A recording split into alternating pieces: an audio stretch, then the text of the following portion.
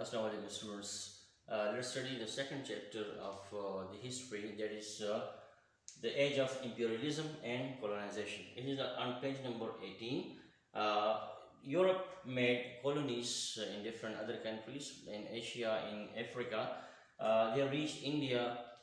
Through which routes they reached India? First of all, let's see in the map, which is shown in your book, that how they reached India, through which routes the different European people reached India, to this Indian land.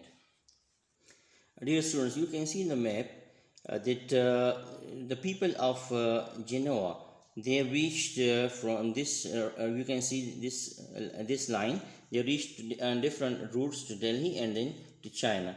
The people of Venice, like Marco Polo, on this green line you can see, he passes through Alexandria and then Red Sea, and then he reaches India. From Indian land, then through Silk Route he reaches China.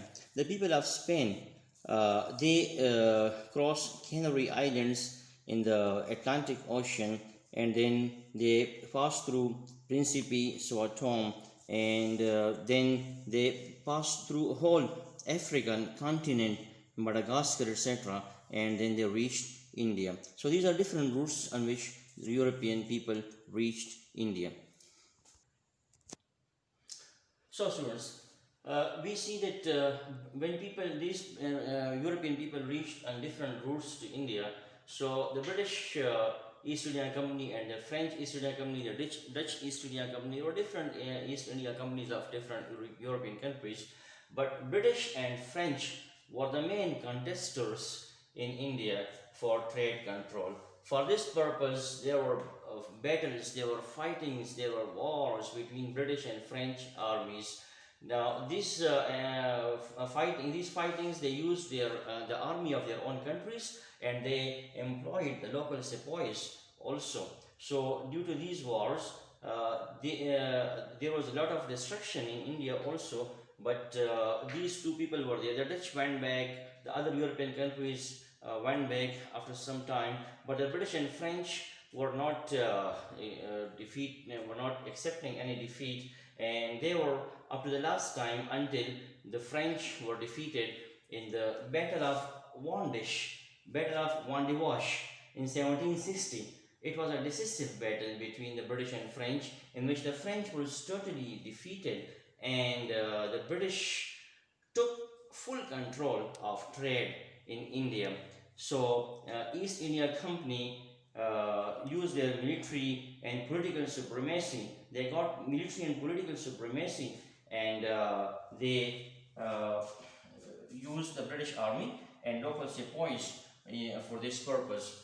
Then there were a lot of other battles with the local rulers, like Battle of Plassey in 1757 with the ruler of Bengal, Nawab Siraj-ud-Dowla, which was won by the British. The Battle of Buxar in 1764. Here the Nawab of Bengal, Mir Qasim, and Nawab of Oud, Mir Shuja-ud-Dowla, and Mughal Emperor Shah Alam II, all the three united, and it was a very dangerous war for the British, and they were thinking that they will lose India, but luck was there with them, and they defeated all these three forces, all these three powerful people, and they won this battle. And then the final battle was Battle of Sarangapatam in 1799. The brave person of India, Tipu Sultan, fought with the British, and he was also then killed in 1799. With this defeat, the British had no other opponent to face them, to fight them, or to make any hurdle in their ways. Then a day came, date 1858, the British Queen Victoria proclaimed that India is a part of India is a part of England. So the India was called British India. Now students, let's see on this occasion a photo of ruler of Bengal, Nawab Siraj. Students, you can see in this picture Nawab Siraj-ud-Dowla, the Nawab of Bengal. who is fighting with the British army, and he has his own army. He is there with the horses and camels. So he was also a brave, very brave person uh, who fought the British to liberate India from them, but luck was not with him, and he was martyred, and India went into the control of British.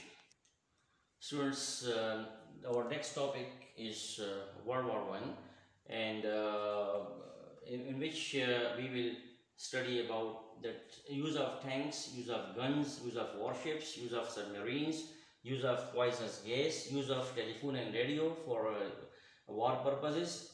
And due to all these things, it was the end of traditional battles, that people were the enemies were riding on the horses, and there were swords in the hands, and they were fighting like this. So these things ended this traditional war, and a new kind of battle started with the guns and gunpowder and tanks and bullets. So you study this at home. It's your homework to read it, and in the next lecture I will explain this to you.